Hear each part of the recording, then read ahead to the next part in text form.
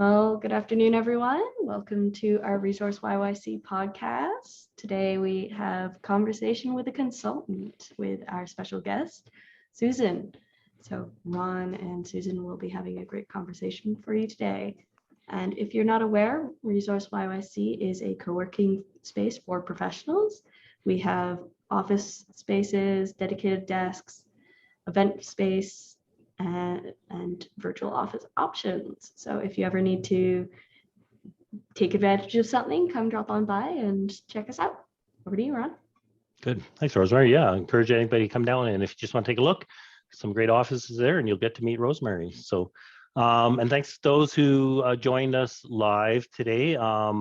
We do the first half of our podcast as a podcast, an interview, and then we'll stop the recording and actually have a Q&A period for anyone here. So thanks again for joining us. And the purpose of this series is really to help build a community of consultants in Calgary. There's a lot of professionals who are members of Resource YYC, but we also believe it's important to kind of support the whole community of consultants and get to know some of the other professionals that are out there working in Calgary. And so, and Sue, we've had a chance to chat before. So this, we talked before about your book. This time we're actually going to talk a little more about some of the consulting you do. So welcome back. Thank you. It's great to be here, Ron. Yeah, and you specialize in asset management and reliability strategies, and really you focus on cost-effective lean maintenance and operational excellence. And I think you've had, I cannot believe, over 25 years of experience. Is that possible, Sue? Oh yeah, it definitely is. And I think it's given me a really good understanding of a lot of the main industries, particularly in Alberta and Western Canada. And you did your time in Fort McMurray as well? I did. We count winters, 6 winters in Fort Mac and 1 in Grand Prairie, and I definitely understand winter. Yeah, no, that's some practical experience that a lot of people don't get, is right out in the field. So, and now you brought that primarily working out of Calgary, but working with head offices and senior people in your consulting firm. Yeah, for sure. Yeah, so that's great. And I know we should probably just touch a little bit. So not only do you have lots of real experience in the field, but you're now teaching and quite involved in the maintenance community. So you get to learn about all kinds of companies through your role of teaching with PEMAC. You want to tell us a bit about that? Absolutely. I think one of the key things is that part of my industry sector role is I'm the past president of PEMAC, which is the Asset Management Association of Canada, and I'm the current chair of the World Partners in Asset Management, which looks at competency and certification in the field on a global level. So working with international, other not-for-profit maintenance and asset management societies around that. I think one of the things that's really great about that is I get to stay up to date.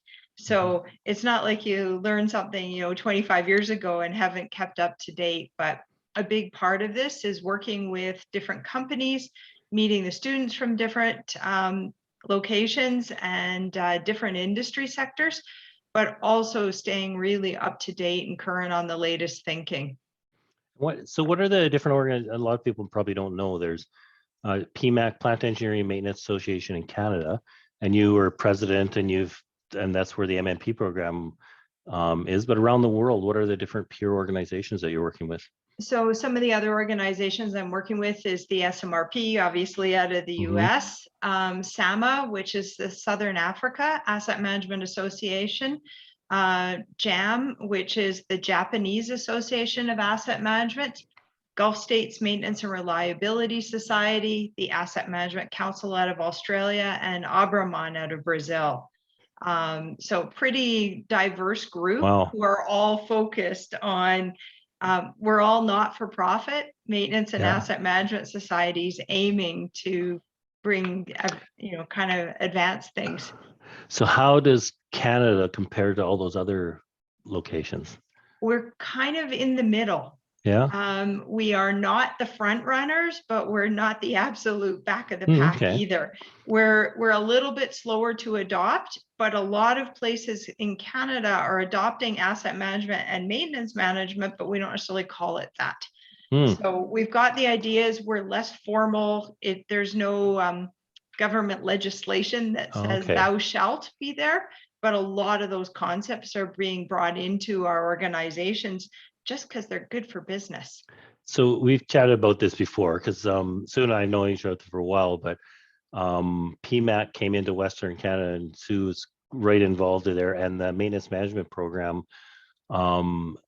is kind of the cornerstone for providing professional training for maintenance managers and asset managers. So how have you found that? And my little comment on there, I've actually seen a lot of, this was the dream that someday they'd put in the job postings that one of the qualifications would be an MMP certified. So how have you found that over the years? It seems to have institutionalized itself. I'm super impressed. There's more than 1,500 people with a Wow. certification across Canada that are active.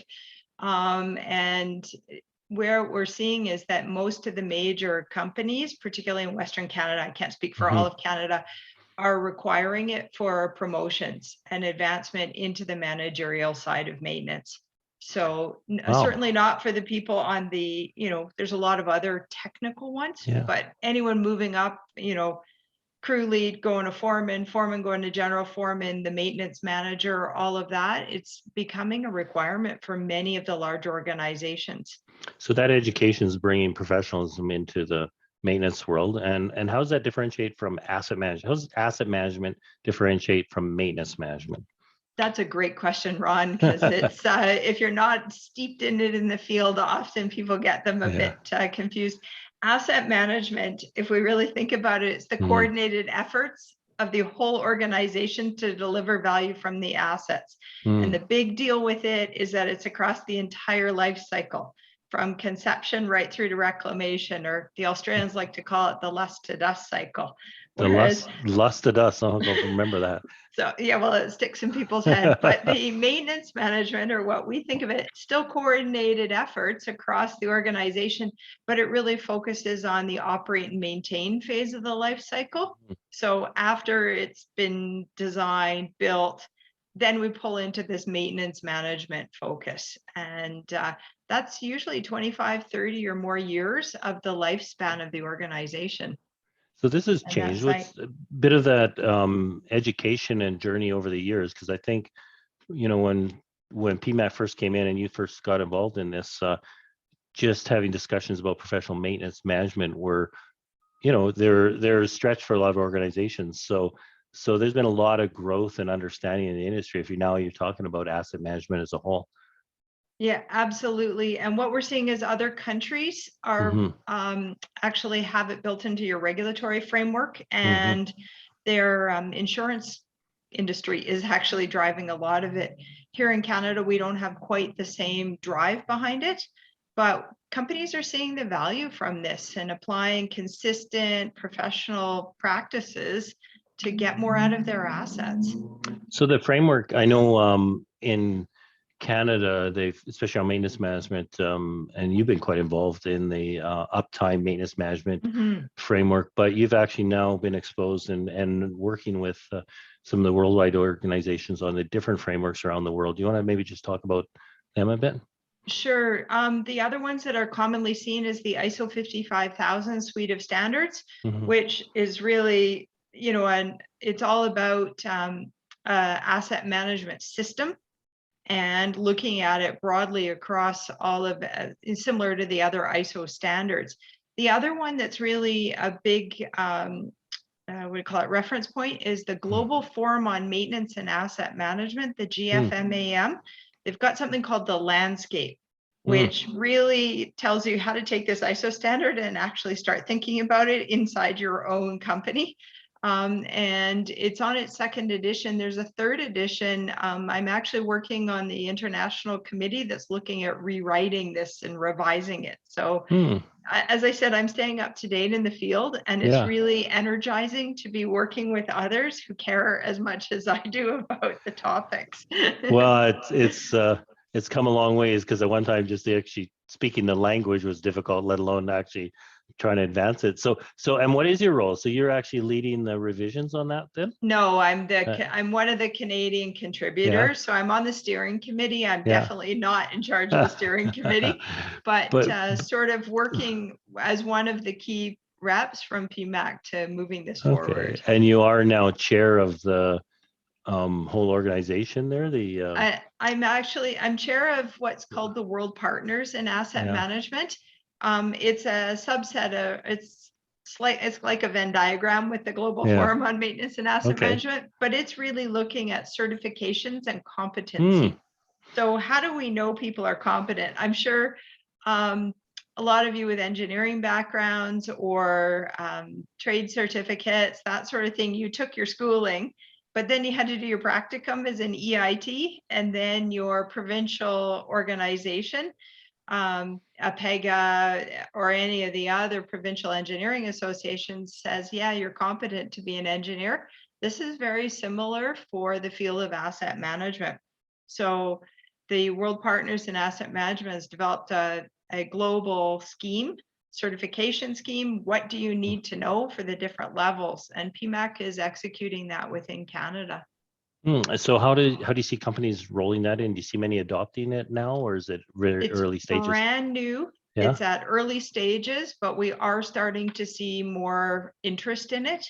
So people are looking for that, and they're realizing how do you know? It's kind of like Project Management Institute. If you want to hire a project manager, there's some level of comfort that comes from hiring somebody who's got PMI designation or their P.Eng. At least somebody vetted them for you, and we're starting to see similar uptake. They want to know what's going on. Does that layer on to the MMP program, or is it fairly independent? It would layer on to the MMP program. MMP is really the education piece. And these other certifications add in your work experience component. You can get the education without doing the MMP for the other certifications. They're competency based. So you're pretty engaged at all, actually, really the implementing and setting these things up, but actually as a consultant. So this is actually probably where you get to actually apply some of it yourself. So are you now, I know you've been involved in the maintenance and asset management side. Are you finding that there's an interest in rolling that out with companies then and having consultants come in and help? Yeah, I'm finding for myself, from a consulting point of view, one of the areas that I tend to specialize in is this sort of integration and alignment from, let's call it the C-suite down to the front line. And I've got a real niche there on helping companies identify where they're going to get their value and then making it happen. So I sometimes get I get these questions like, our senior leader just had their appendix out and they're not coming back for ever. They've decided to retire. This was the push over the edge. We need somebody in here like yesterday.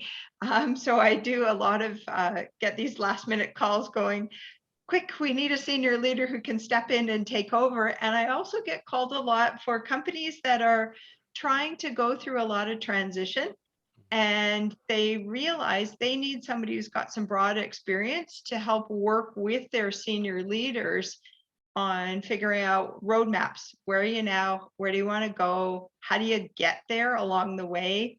And help set up those frameworks. And then I'll go in and out to provide guidance or work with their staff to actually deliver things. What type of companies do you find? Is it industrial or manufacturing? I'm primarily working with industrial. So I've been doing work with oil and gas companies, oil, natural gas, oil sands.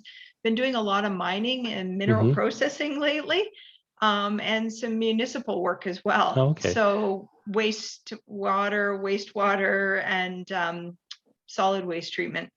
The principles apply anywhere. So like, I guess the common denominator, if they have assets that need maintain and have a life cycle that they got to pretty much. And here in Alberta, our heavy industries are primarily oil and gas, mining, agriculture, right? And our city services.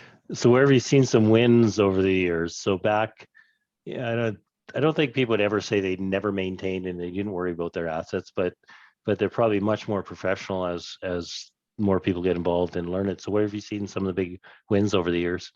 I think one of the big wins is a fair number of companies rush in to save the day and do a lot of corrective maintenance after everything breaks. And even that move from reactive to having a cost-effective maintenance program where they're monitoring the equipment health and then they're only taking actions when they need to. huge dollar savings. So is that, so monitoring the health, does it get Unbelievable. a lot of data gathering, and what's the heavy lifting to implement a good program, asset The management heavy program? lifting is actually the cultural side Oh, and okay. getting people used to it. Yeah. We all have our phones here. Yeah. We all have all of that. People are much more used to dealing with the mobility and things Yeah. like that. Cell phone coverage is Yeah. a little bit, but honestly, a large part of it is getting your leadership who have grown up in a fully reactive culture to Mhm. realize that you could do it differently and you could plan ahead and you can anticipate something happening and Uh, take it down in a controlled fashion without spending a ton of cash. So you get exposed, actually, not only through your consulting, but you get exposed through, I think, a lot of the students who come to the MMP program. So I don't know if you mentioned names, but have you seen some people come back and say, since they applied some of this, that they've had wins? Yeah, so one of the courses I teach with the MMP is the capstone course, which Mhm. is really putting together a business case for your maintenance improvement project. And I always ask the students, I said, okay, come back in 6 months or a year and tell me what happens. And Yeah.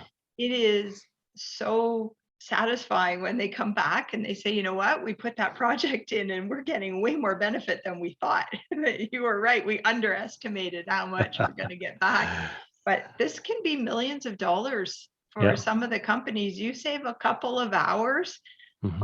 on execution of your maintenance in an underground mine, like millions over the course of a couple of years or different sites. And you're saying some of the international companies, it's more by regulation that they're applying some of this, and sometimes regulation is there for more risk mitigation than it necessarily is for performance. How do you find that they're succeeding when they apply the same principles? It's very similar to what we would see in Canada, Mhm. except that sometimes the regulation is the nudge culturally to Oh, change okay. over.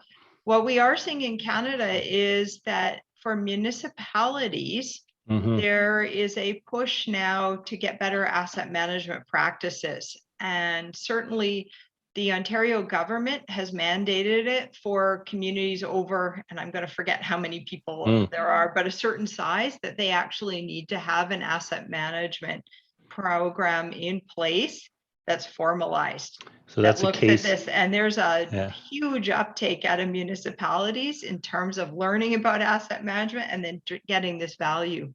So it's a case for a consultant to come in and help get those Totally. programs in place. Well, you got to show that you're spending taxpayer dollars wisely. When we have limited dollars and we've got so many different things happening in the world, Mhm. it's a really easy way to demonstrate to your citizens that you're spending those taxpayer dollars wisely. And companies, can hide it a bit better, but the shareholders are looking for it as well. Yeah. How reliable are you at delivering what you said you were going to? And then what about the competencies? So that you say the next layer, one is to put the asset management programs in place, and the other is the competency. So how did they roll out into a company then? The competency side, is that where they take some standard ones that have been kind of developed worldwide and then apply them, and or they actually I think a lot of it has to do with not much different than having, say, a P.Eng designation versus took an engineering degree 25 years ago. There's a expectation around the work experience, staying up to date with your continuous professional development. The big deal when you're hiring and you see somebody who's got one of these certifications, it means they're up to date. They have that continuing professional development. It's not just I took a course 30 years ago and I have forgotten everything I ever learned about that topic. Don't ask me any electrical engineering. And now, can they stay up to date with the current thinking on it? Or if you're hiring in a consultant to come and help you, and they're going to do an assessment of where you are, looking at that sort of thing, you want somebody who you feel actually knows what they're talking about. And the competency stuff is independent, right? There's no paid training organization. It's from a certifying body, similar to an APEGA or somebody like that. Oh, okay. Yeah, I was wondering if some of those competencies are right down to site specific, but it's more companies do that themselves, but the competencies I'm working on are industry-wide. Oh, okay. Cool. So that's Yeah. good common knowledge. And what's on the horizon for asset management? So it has changed tons over the last 10, 15 years or more. What's on the horizon for asset management? I think what we're really seeing is more of this professionalization of asset management. So a recognition that maintenance isn't a cost department, but that maintenance and asset management both contribute to the value of your organization. And so it's really professionalizing. So if someone wanted to so if some managers listening now and wanted to apply professional asset management into their company and get certified people, I mean, obviously Sue would be a great consultant to hire. But if Sue's not available, how do they start? What's the best way to kind of approach it? And some of it's even somewhere to go read and get some understanding of what we just talked about. I have to admit, I'm going to plug for PEMAC, the Asset Management Association of Canada, so PEMAC.org. It's a not-for-profit. I am the past president, so I'm declaring full bias there, but that's a really good place to start. I think there are a number of reputable asset management consultants out there who are staying up to date and current on the thinking, who can certainly help out your organization. And definitely call me if you need any help. And so with Zoom and Microsoft Teams, we don't all have to be located in the same spot anymore. So well, which is interesting because companies, staff is good. It turns out most of the assets the company owns aren't in their head office anyways, they're remote. So that idea that it's something that you're going to solve in a head office in Calgary or Toronto isn't really going to go somewhere unless you touch base with the field, right? And I find that I work with a lot of field-based staff, and we will, as I said, I either step in or sometimes I facilitate the discussions between the various sites to try to come up with the most cost-effective way to approach a problem or for commonality of equipment. So PEMAC is a good way to get engaged.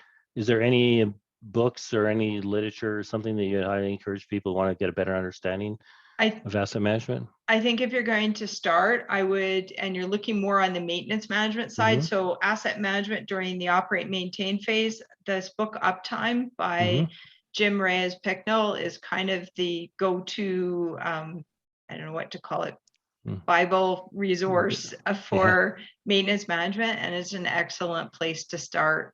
Most of the major oil and gas companies here in Alberta are using something that's very similar, if not that same model, and it's in use around the world. If you're looking more corporate level, I'd start with the GFMAM landscape and start looking at it in addition to your ISO 55000. Is that right online, or do you have to purchase? It's free.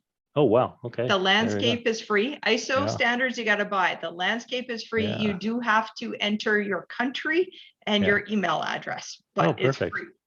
Good. And then once they've read all that stuff and say, okay, now I want to apply it, they will phone up Sue. Absolutely. And your now LinkedIn is, what's the best way to get a hold of Sue? LinkedIn is an easy way to get a hold of me. Yeah, I'm quite easy to find through that.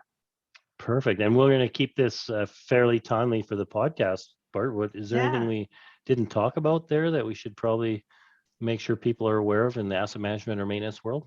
I think it's one of those fields that kind of flies under the radar, but adds incredible value to companies and organizations. And I really enjoy working in the field, and I'm available to talk to people about how this could bring value to your organization.